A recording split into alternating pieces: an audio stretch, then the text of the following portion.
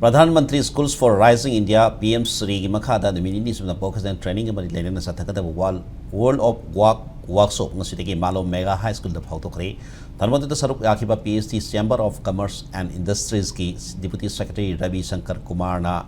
Asingwa Workshop say Ministry of Education in Makada Mahiru Singbo School Development Lahena Vi Pandam the Leba Asigi State Kudimata Pangtokana Lagli. School development ka bari lainaba sector contractor ta yumpam oiba workshop asina hawgalba mahiro sibu mana pamjaba sinphamda chalhanduna tungda masak naiba miyo emam oibada shauna mating oigani haina phongdoki taramata da saruk yakhiba Malom Megha High School head mistress CS Damayan Tina National Education Policy 2020 ki makhada mahiro sibu naurigi matamdagi hauna vocational education ni kanaba phanganabagi pandamda training asi pangthokpani nahasina lenga ki thabak khaktamak ngaiduna supam nompham khangdana leibagi mahun masa masana thabak pijabata natana thabak pangdaba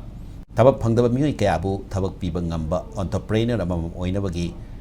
tangai phadaba lei haiki tarmati da NCRT resource person Aman Dev Samagra Shiksha Secondary Manipuri Additional State Project Director Kumuksam Renuka Pmshri School ki Coordinator Lucky Toksum of the General Education Office Wangway ZDO ke Bimol Sanchu Sarvyaki. This is the 31st workshop. This is basically related with